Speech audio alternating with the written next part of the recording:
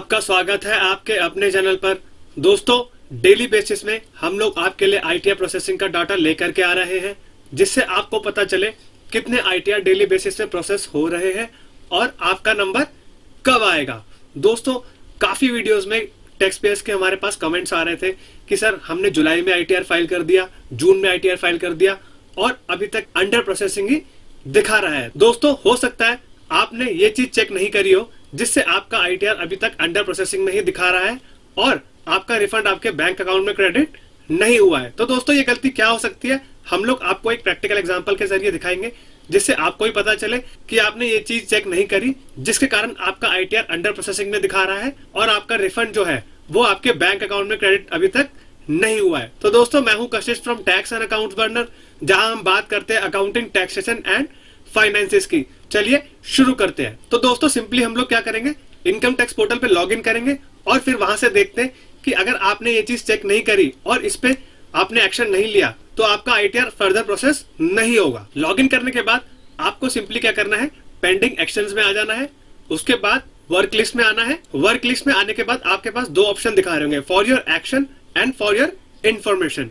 यहाँ पे जाके आप क्लिक करेंगे फॉर योर इन्फॉर्मेशन पे। तो दोस्तों, जैसा कि आप देख सकते हैं, यहाँ पर डिपार्टमेंट ने एक मैसेज भेजा है टैक्स पेयर को, the claim in my returns are correct or not. अगर दोस्तों आपने डिडक्शंस वगैरह ली है या आपका हायर अमाउंट का टीडीएस है, तो आपको डिपार्टमेंट की तरफ से ऐसा मैसेज आएगा।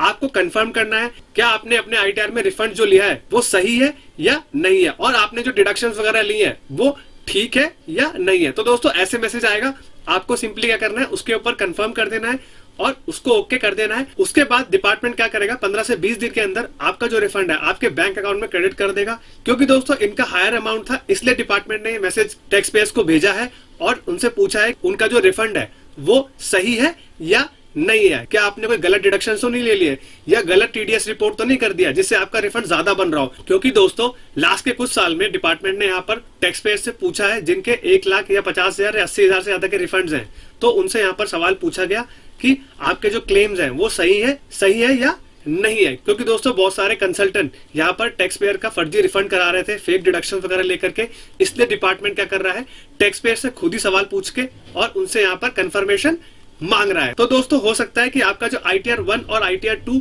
अभी तक प्रोसेस नहीं हुआ है, इस कारण की वजह से भी हो सकता है कि ना हुआ हो। आप अपने लॉगिन पे जाके सिंपली चेक करिए और देखिए कि आपके पास भी ये मैसेज आया है या नहीं आया है। अगर मैसेज आया है तो कंफर्म कर दीजिए, और अगर नहीं आया है तो दोस्तों आपको वेट करना पड़ेगा आईटीआर 1 और आईटीआर 2 वालों के लिए, जिन्होंने जून या जुलाई में अपना आईटीआर फाइल किया है और जिनका रिफंड ज्यादा अमाउंट का है। दोस्तों, हाल ही में इनकम टैक्स डिपार्टमेंट ने 29 अगस्त 2025 को भारत में कई जगहों पर रेड मारी है, जिससे उनको पता चला कि टैक्स की चोरी बड़े पैमाने पर हो रही है। अब ये दोस्तों रेड मारी गई पटना इनकम टैक्स डिपार्टमेंट के द्वारा, और यहाँ पर मल्टीपल जगहों पर मारी गई है। राजस्थान में भी, गुजरात, वेस्ट बंगाल और झारखंड में भी रेड मारी गई है। एक इंडस्ट्रियलिस्ट है जयकरण दफ्तारी, उनके मल्टीपल जगहों पे रेड मारी गई है बिहार डिपार्टमेंट के द्वारा और उनसे काफी चीजें सीज करी गई है। और किशनगंज से एक कॉन्वॉय निकला सुबह के 7 बजे 29 अगस्त 2025 को 108 व्हीकल के साथ, लोकल पुलिस के साथ और पैरामिलिट्री फोर्सेस के साथ, जिससे कि क्या सारे ऑपरेशन को स्मूथली कंडक्ट किया जा सके। तो दोस्तों, सतर्क रहिए, आपके घर भी ऐसी रेड हो सकती है अगर आपने कोई फर्जी डिडक्शंस वगैरह लिए हैं। क्योंकि ये बड़ा ट्रेडर था या बड़ा बिजनेसमैन था, इसलिए उनके घर पे इतने सारे डिपार्टमेंट के लोग गए और पुलिस वाले भी गए। और दोस्तों, अगर आप एक स्मॉल टैक्स पेयर हैं, उनके यहाँ भी क्या है, रेड हो सकती है। क्योंकि दोस्तों, हमारे नियरेस्ट में एक वकील को उठा करके ले गए थे, वो फेक डिडक्शंस वगैरह क्लेम कर रहे थे, उनका आईपी एड्रेस से ट्रैकिंग हुई, जिससे उनको यहाँ पर डिपार्टमेंट लेकर के जा चुका है। तो दोस्तों, सतर्क रहिए, आपके घर भी ऐसा हो सकता है। अगर आपने फेक डिडक्शंस वगैरह क्लेम किए हैं तो अभी अपना आईटीआर को रिवाइज करके ठीक कर दीजिए, जिससे कि आपका आईटीआर भी यहाँ पर डिफेक्टिव ना हो और आपके घर भी रेड ना हो। अब चलिए दोस्तों, हम लोग कल के डाटा पे फोकस कर लेते हैं, कितने आईटीआर डिपार्टमेंट ने प्रोसेस किए। तो दोस्तों, जैसा कि आप देख सकते हैं, यहाँ पर 4,25,75,877 आपके आईटीआर फाइल हो चुके हैं, जो कि दिन बर दिन बढ़ता जा रहा है। और यहाँ पे दोस्तों आपके जो ई वेरीफाई हुए आईटीआर, वो दोस्तों आपके लिए लैंडमार्क हो चुका है। 4 करोड़ से ज्यादा रिटर्न्स जो है वो ई वेरीफाई हो चुके हैं। और दोस्तों, जो आंकड़ा है यहाँ पर 2,83,94,680 आईटीआर आपके प्रोसेस हो चुके हैं, जो कि दिन बर दिन बढ़ता जा रहा है। तो दोस्तों जैसा कि आप देख सकते हैं 20 तारीख से एनालिसिस स्टार्ट करते करते अब यहाँ पर 1 सितंबर तक के एनालिसिस कर दिए हैं, जिसमें उतार चढ़ाव देखा गया। यहाँ पर टैक्स पेयर के लिए निराशा भी देखी गई। 28 के बाद 29, 30 और 31 डिपार्टमेंट ने यहाँ पर आईटीआर की अच्छी प्रोसेसिंग करी, बट 1 सितंबर को वो आंकड़ा गिरा दिया गया। 9,73,000 आईटीआर डिपार्टमेंट ने यहाँ पर प्रोसेस करी है।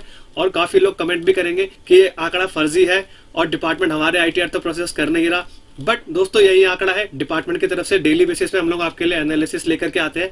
अगर आपका आईटीआर प्रोसेस नहीं हुआ है तो कमेंट करके जरूर बताइएगा, और जो मैंने आपको प्रोसेस बताया है वो प्रोसेस को फॉलो करिए और देखिए कि आपका आईटीआर कितनी जल्दी प्रोसेस होता है। तो दोस्तों ये था एक इन्फॉर्मेटिव वीडियो, जिससे आपको पता चल जाएगा अगर आपने ये चीज नहीं करी और ये चीज करने के बाद आपका रिफंड आपके बैंक अकाउंट में कितनी जल्दी क्रेडिट हो जाता है। और दोस्तों डेडलाइन की बात करें तो 15 सितंबर 2025 से डिपार्टमेंट की तरफ से डेडलाइन है। ऐसा कोई डिपार्टमेंट की तरफ से नोटिफिकेशन आया नहीं है जिससे कि आईटीआर डेडलाइन को बढ़ाने की बात करी जाए। और दोस्तों हम लोग अर्ज करेंगे डिपार्टमेंट से कि टैक्स ऑडिट की डेट भी बढ़ाई जाए। तो दोस्तों नॉन ऑडिट केसेस में भी इतनी दिक्कतें आ रही है आईटीआर फाइलिंग में, कभी एआईएस से डाटा मैच नहीं हो रहा या कोई शेयर मार्केट का डाटा भी हमारा मैच नहीं हो रहा। कल हम लोग एक आईटीआर फाइल कर रहे थे, उसमें क्या होता शेयर मार्केट का डाटा अलग दिखा रहा था, बट ब्रोकर की तरफ से हमारे पास कैपिटल गेन स्टेटमेंट आया था, उसमें दोस्तों अलग दिखा रहा था। तो उसमें हमने करेक्शन के लिए डिपार्टमेंट को अर्ज किया है। अगर ये वीडियो प्रैक्टिकल लगाओ तो वीडियो को लाइक करें और चैनल को सब्सक्राइब करना ना भूलिए। और दोस्तों हाइप जरूर करें वीडियो को, जिससे कि ये वीडियो बहुत सारे टैक्स पेयर तक पहुंच जाए और डिपार्टमेंट तक भी पहुंच जाए,